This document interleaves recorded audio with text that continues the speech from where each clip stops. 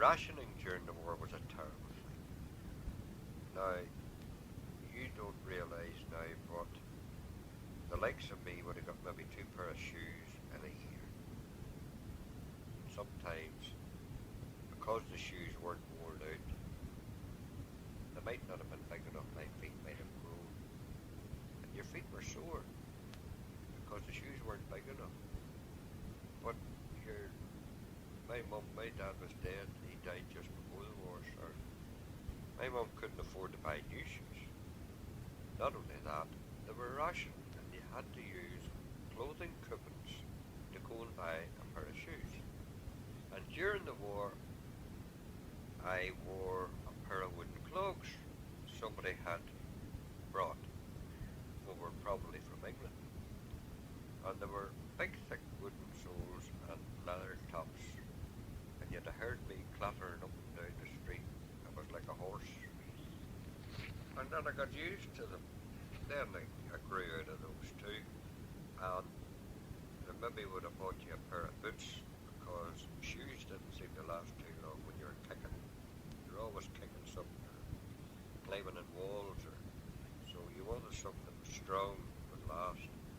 And there was one time down in Ward Park I was catching spricks or sticklebacks and I took my shoes and socks off, left them on the side of the bank just there at the tennis courts, and you walk up street and when you see a sprick you walk very, very slowly, getting near, just moving as slow as you can, cupping your hands till you've lifted it out of the water.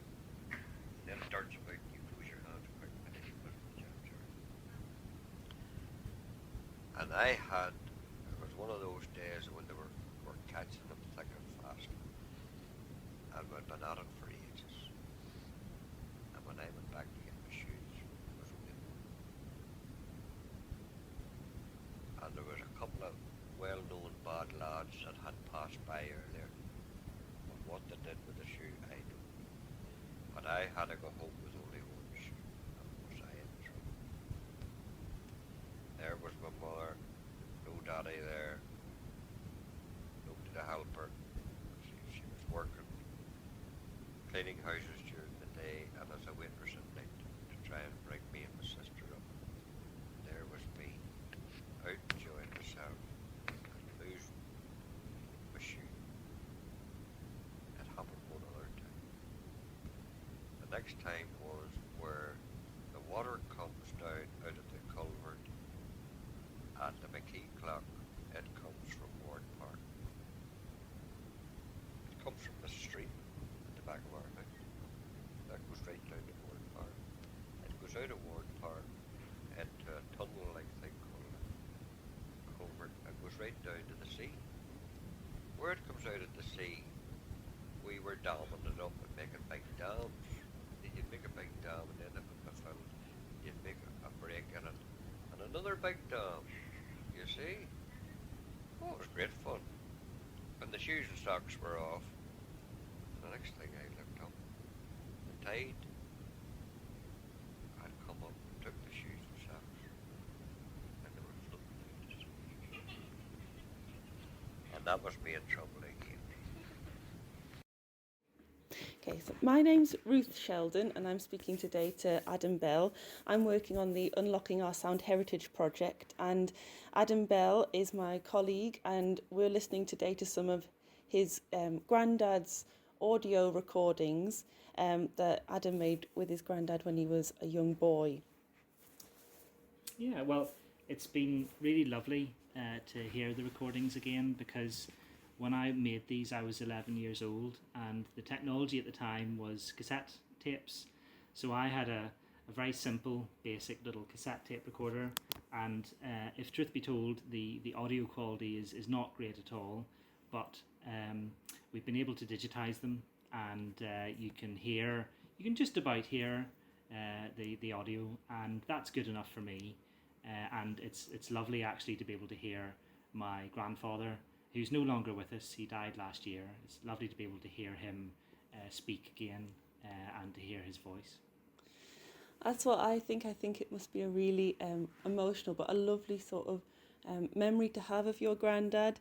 And he sounds like quite a character. I've enjoyed hearing his voice and his stories. He's got quite a captivating voice. The first clip that we're listening to, he talks about rationing and specifically shoes. I wondered how you felt when you hear your granddad saying things like that when he was little, you didn't have shoes that really fit and his feet were sore. And obviously things were rationed and a lot more hard to come by, especially for families with children. I know he mentioned that his dad wasn't around. His dad passed away, so his mum was raising him and his sister on her own. I wonder how that makes you feel when, you imagine your granddad as a young boy in that situation. Well, it must have been hard because, as you say, not only was his dad dead, and his mum was doing her best to try and bring the children up. And bear in mind, this was in a time before the welfare state, so it really was hard. And they were a working class family. They didn't have a lot to begin with, and also it was during the Second World War. So there's lots of shortages and restrictions. So that was also hard as well. One of the things that I loved hearing was that my grandfather wore a pair of clogs, wooden clogs, which somebody had got from goodness knows where. But the old phrase, "You don't look a gift horse in the mouth," and I loved when he said that you'd have heard me clattering along the street like a horse, and that was really funny. But some of the other stories that he mentioned again about there was a running theme about shoes, and the catching the spricks in the stream in our local park, Ward Park, is something that I did as a little boy as well. I think it's probably a family tradition that you're taken down with a jam jar, and you have to get in and sort of be very still, and these little tiny fish are darting about, and you cup your hands and you try and catch them and put them in the jam jar, and it's great fun, as my grandfather said. And the only thing was I wasn't probably as skilled at it as he was, because for some reason I ended up falling in the river and got absolutely drenched. So that's my memory of catching the spricks. I didn't lose my shoes, but I got drenched head to toe, and I wasn't impressed, I can tell you. But the other things that stood out for me, of course, my grandfather saying that his mum, she was a single mum and she was trying to do the best she could in difficult circumstances, and that has sort of resonates with me because from about the age of 6, my mum was bringing me and my younger sister up on her own, and she was trying to do the best she could after a separation. So I can understand how that would have been, and I love the last little bit of the story where my grandfather talks about another time when he was down at the beach and shoes and socks were off and he was having great fun, and then all of a sudden he realizes that the tides come in and the shoes and socks are floating off into the distance. And the thing that I really love about that is hearing me laugh at the end of that little clip. Yeah. Because I do a lot of oral history recordings for my job now, and you're supposed to keep as quiet as possible, and you're not supposed to make a noise really, unless you can afford to, if you can avoid it. And I really love hearing my childish laugh. That brings a smile to my face, because that's all about me enjoying the stories that my grandfather was telling and being really engaged in the storytelling, and I think that's lovely.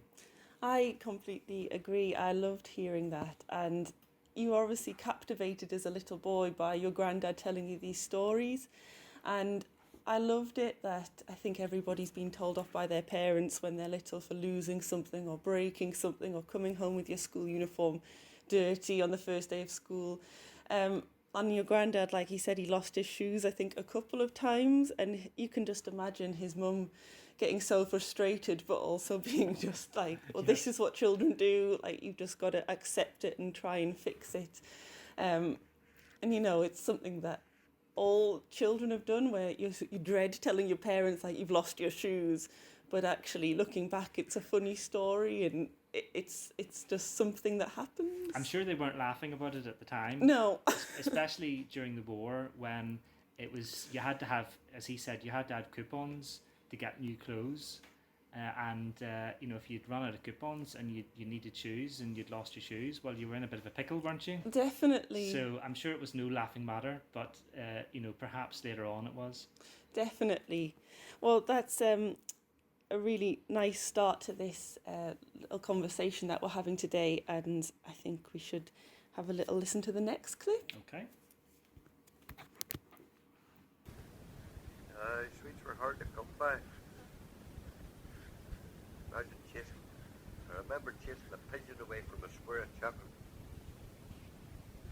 And I divided with another boy I was with. Pigeon was eating it. And we chased it away with a centre lock. And we chased it away. And we tried to bring it to the enemy. And another thing we tried to do was to make ice cream out of ice. And the ice was in the middle of the road. And the cars had flattened. And we tried to add milk and sugar to make ice cream. And another time somebody told us how to make toffee. You know the way you would make toffee. And we got some sugar. And we got some, I don't know, we put it in the pot. Put the pot on the gas, the cooker, and we burnt the bottom of the pot. And it went solid. And I don't think that pot was ever used again.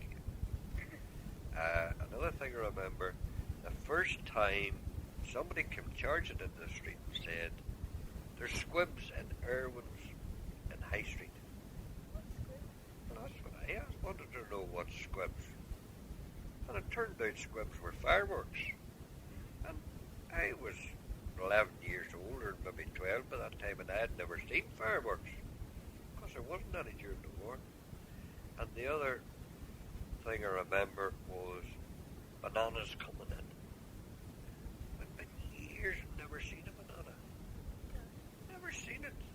Some children grew up and never had one. You know, they would maybe be 4 or 5 year old and never had a banana. And they got apples sometimes, and they would have tried to bring some of these things in round about Christmas time so that you'd have had an apple or an orange in your stock. And the things that Santa Claus brought at that time were second-hand toys. You understand what I mean? And you might have got in for Christmas present a pair of new boots or a pair of new shoes. Now what good was that to anybody? Nobody wanted those sort of things. You wanted guns, football, or something like that. You know, you didn't want shoes or a pullover. You didn't want that. That was no good. So shortages was maybe the main thing, and people trying to make ends meet. So in that second clip, Adam, we heard your granddad talking about rationing and life playing as a young boy, starting with this story of chasing a pigeon, which makes me laugh, and you can, again, has very vivid imagery. And then going on to making ice cream out of ice. And I love that childlike image. I remember making perfume out of petals. So it has a similar sort of a memory and a visualization when you hear that. Well, it's funny that you should say that, because my grandfather showed me how to make perfume out of rose petals from his garden. And I think that's something that he had done with his children as well. So I've certainly got a shared memory there.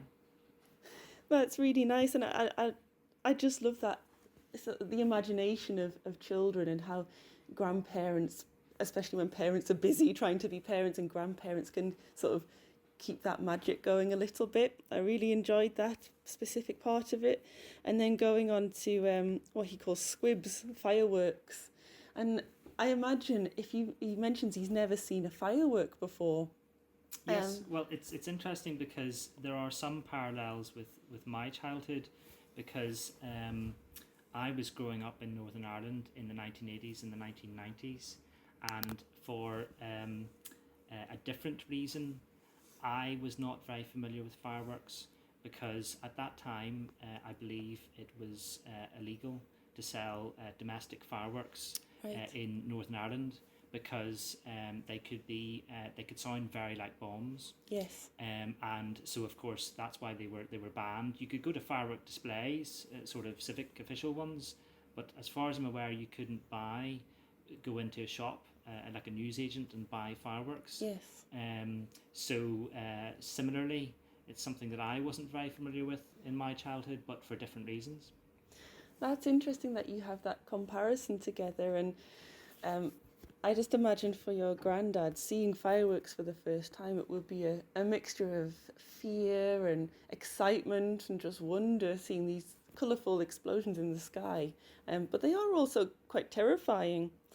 And then he goes on to talk about fruit and rationing and fruit. And I just think it's something that maybe we are familiar with, our grandparents telling us about rationing, but maybe young children aren't so familiar with these days about fruit being rationed. And I remember my grandma saying one day that my uncle, her son, one day ate the entire week's ration of cheese in one go, because he found it in the kitchen and he was only a baby and he loved cheese, and just how rare food was. And especially things like fruit, which are in all the supermarkets and in all the markets now and easy to come by. But when your granddad was little, it was almost like this very rare treat, and getting them in your stocking, and it's, but he's not impressed with that. He wants a football. So what do you think about him talking about food in that way? Well, he mentions specifically bananas. Yes. And remembering when bananas started to filter back into the shops again. And there's another story which I remember him telling me. I don't have it on tape, I don't think, but he said that the first, or one of the first times that he ate a banana, once they started to reappear again, it was a very unexpected situation. He being a kid, used to kind of sort of roam the streets and look out for things. You'd just find things in the gutter, sort of pennies and whatever.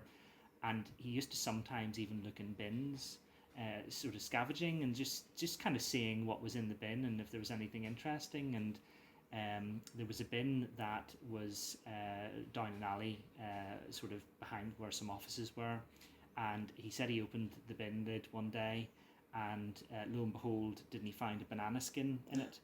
And then he got this banana skin out and got down to the bottom, and there was like a little kind of nub of the end of the banana. The way sometimes if you eat the banana, you don't eat the whole thing. Yes. There's a little bit left in the bottom. So he fished this out of the bin and he ate the little bit of leftover banana out of the bottom of the skin, and that was kind of either the first or one of the first times that he had tasted banana in all those years after not having seen it. I think it's quite poignant in a way. It shows the kind of childhood that he had was he didn't have a lot, that he had to kind of almost eat things out of bins, which is sad, but is also funny. Some of these stories, they're very make, do and mend, with regards to the food. I really love the story about chasing the pigeon away from the square of chocolate, and he mentions exactly where it was, Central Avenue, and I could go to Central Avenue today, the next time I'm in my hometown, and you could sort of stand there and you could almost imagine the scene. It must have been so bizarre, and also I think the story about making the ice cream from the ice, which was in the middle of the road, and as he said, the cars had flattened and probably got a bit dirty and everything, and I just can't imagine, but it's so funny. And again, I love hearing myself laugh, chuckle with delight as a child, hearing that story on the recording. It is. It's really lovely, and his stories are very captivating, and I can see how you were totally engrossed as a child listening to him tell those stories.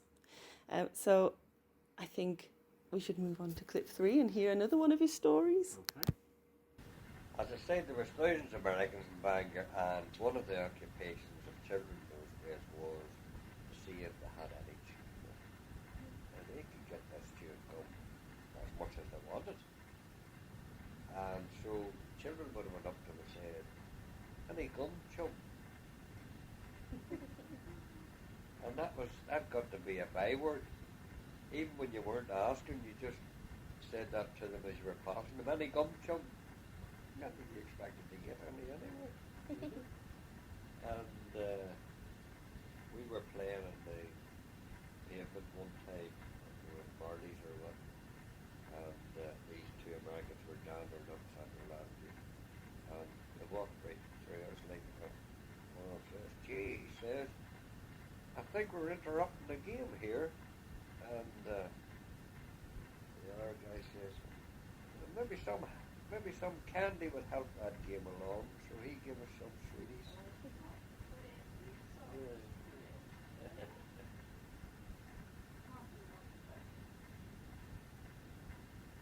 Then there was one wee fella here in Bangor that was practically adopted by the American forces. As far as I know, his name was Marr, M-A-R-R, and he lived about Creston. It was a big family of them. He was only about 6 or 7, and he used to go around. I don't know why. I think he was allowed out all the time. And the Americans, they got him a uniform made, the same as theirs, just sort of adopted as a mascot. And when the Americans knew that they would soon be leaving here, they remember they had a great referee for him, and I think it was something like £200 or something. But it was a good money then, because a working man's wage then was about £10 a week or so. So they got this money, and it was to be for him, and some of them even wanted to take him back to America. So in this clip, we can hear your granddad reminiscing about American troops in his hometown when he was a little boy. And I imagine for a lot of children who'd probably never been on holiday, especially not somewhere like America, like children perhaps do these days, that would have been quite exciting for them, and they might not have realised exactly why the American troops were there, but seeing someone with a different accent and someone with a different sort of way of living would have been quite exciting for children. Oh, definitely. I mean, this would have been a thrilling experience, because for anybody British at that time, the Americans was Hollywood. It was the glamour and the glitz of the movies. Well, they would have said. Yes. The pictures. You go to the pictures, and what do you see? You see Americans, and you see Americans in all their luxury, and people just were in awe of the United States. So to have these Yanks kind of milling about my hometown during the war, and there was a lot of them stationed in Northern Ireland, and in particularly in my hometown in the build up to D-Day. So this was a terribly exciting and glamorous thing, and must have been very exciting for my grandfather. And I love the story that he tells about all the kids saying to the American soldiers as they would pass on the street, "Any gum, chum?" Because they were looking for the chewing gum. And some of the soldiers were kind enough to give the children gum and sweeties. And this is something that my grandfather never forgot. Bear in mind that he's talking to me 50 years after D-Day. Yes. And he's an old man, middle-aged man by that point, and he still, hasn't forgotten the kindness of the American soldiers when he was a little boy, giving him the candy. Yeah, so I picked up on that as well, calling it candy, and being little, probably didn't know what candy meant and thought, yes, okay, I'll take some, realizing it was sweeties, and I think it must have been lovely for the American troops to do that for the children because see, it was a very scary and difficult time, and that sort of sugar coated it a little bit, literally for them, and made it a little bit more enjoyable. And also, you know, you're an American arriving in someone's hometown. You want to make a good impression, Mm. and it's lovely that the children warm to the troops that way. I Yeah, think. and I love this image of the little boy who the American forces took a shine to, and as my grandfather said, they kind of practically adopted him, Yes. and they even got a little miniature American uniform made for him specially, and I would love to know if we could find out some more about the family or that story. I think it's fascinating. I know certainly as a museum curator, I have seen old photographs of maybe from the First World War children wearing little kind of cut down miniature versions of regimental uniforms.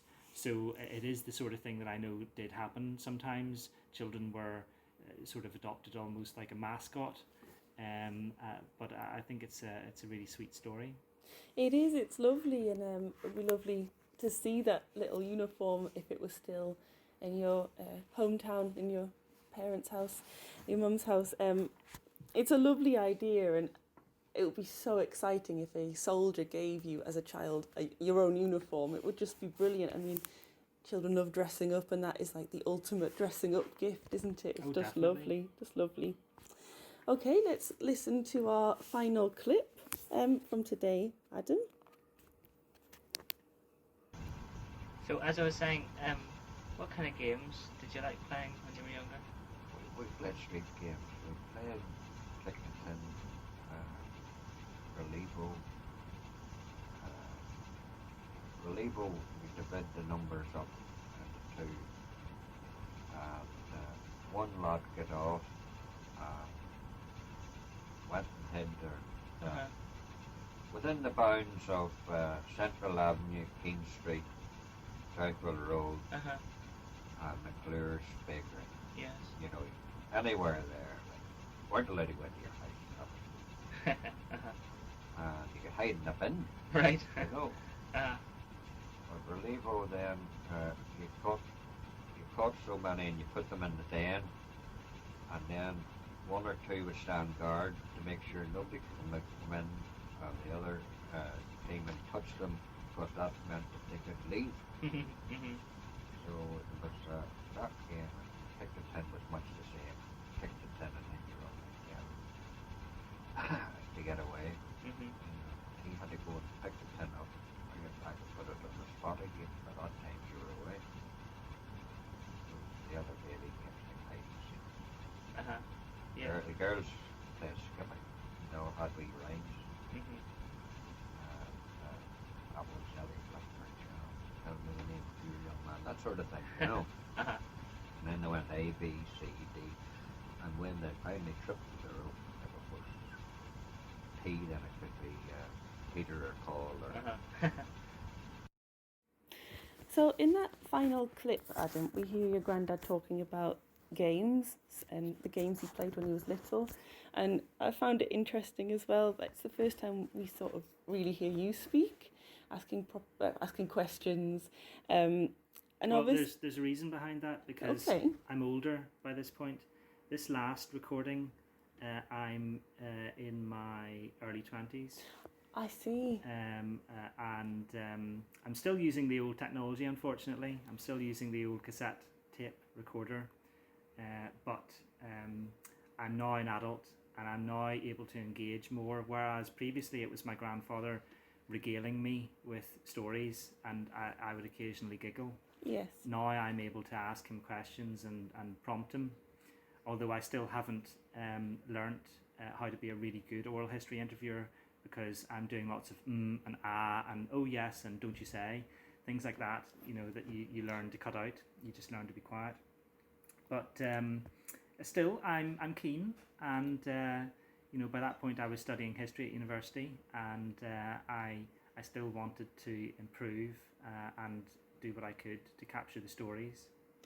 I picked up on that straight away, and even the fact that you recorded your Grandad when you were 11. I think this was your destined career from a very early age. I think some children are just meant to be the job that they end up being, and that's obviously the case with you. It's been something that you've loved since you were a very young boy. Well, I think my grandfather really helped to inspire me in a love of history because I just was enthralled by listening to his tales of the past as a child, and that's something that stayed with me into my adulthood. So I think I have my grandfather to thank for my love of history, for sure. Well, that's really lovely, and so important. I think this exercise, this conversation we've had this morning, it only highlights how important it is to capture history orally, and there's nothing quite the same as hearing a person speak to picture what history must have been like and what that specific time must have been like. I think it's so important to do that. And it brings up all sorts of different themes. One of the things he mentions towards the end of that clip is boys and girls games. Like the boys were doing this and putting people in dens and holding them in dens, whereas the girls were just skipping away doing little rhymes. And it's funny, I think. I mean, when I was at school, there was definitely boys and girls games, and now gender is such a prominent thing in society. I wonder how children these days would hear someone talking about boys' games and girls' games. Well, I suppose that there is a movement now towards trying to steer away from so specifically gendered kind of notions of this is a boys' thing and this is a girls' thing. But to a similar extent to what my grandfather discussed, I think that there are still kind of things that appeal more to girls and more to boys. And I mean, some of the games that my grandfather described, they're very physical games, sort of, as you say, running about and hiding. And, I love the fact that he says you could even hide in a bin. That was, the rules that they were playing to. It had been agreed. It was okay to hide in the bin. You weren't allowed to go into your house, but bins were fine. Yes. And I mean, just think how disgusting, to climb into a bin. But, these kids, they didn't care. I love the name of one of the games, Kick the Tin. Now, bear in mind, these were children who had nothing. They really had nothing. So, you find an old rusty tin and you could make a game out of it. Definitely. You didn't need much to have fun. I think that's so important, and maybe we shouldn't encourage people to hide in bins, but I think it's definitely something we could encourage people to do, is to use imagination, make games from very little, and play like proper playing outdoors. No computer games, no things that you've bought in shops, just using what you have. And I think the ability of children to do that creative activity and imagining games is just so special, and I think it's something perhaps more adults could benefit from these days. I think it's really lovely to hear. Well, thank you so much, Adam. It's been a really lovely morning listening to your Grandad's clips, and it's definitely a privilege to have them archived in this way. And I think it'll be lovely for people to hear them and hear the conversation that we've had this morning. Well, it's lovely for me to hear them again, and also to be able to let my family hear them, because my grandfather is no longer with us, but he certainly remains in my mind and my memory. And but also we've got the recordings that we can listen to as well, which is fantastic. Thank you very much.